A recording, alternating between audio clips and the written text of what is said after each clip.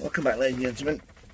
Today we're going to be sowing Mimosa Natali pink sparkles. Sowing time February to April. Soak seed in warm water for 24 hours before sowing. Sow the seed on the surface of a good free draining damp seed compost. Lightly cover with a sprinkling of vermiculite.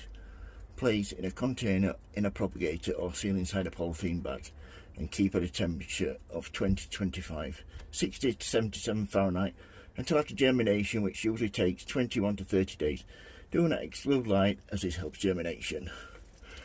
Yeah, that's the basic instructions. You get 20 seeds, and I'll just show you, as you can see in here, they've been soaking overnight.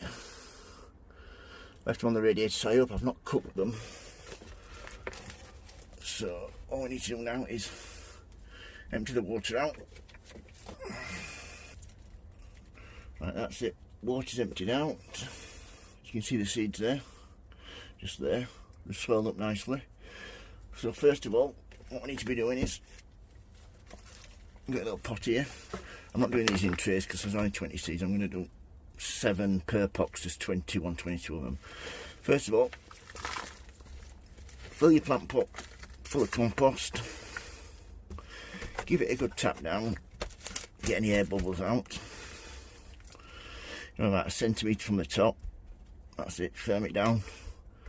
Nice level surface. Once you've done that, get your seeds like so.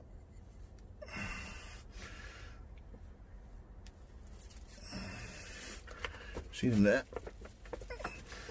Place them on the top. Nice and spread out. This is known as a sensitive plant because you touch the leaves and it reacts, like contract when you've touched them. And this is a peat-based compost with a little bit of feed in it. Once you've got your seeds on top like that, all you need to do then is a little bit of vermiculite over the top because light helps germination, like so. And then give them a little bit of water. I don't need to put them in a plastic bag because I've got heated propagators, so yeah, give them a good water, like so.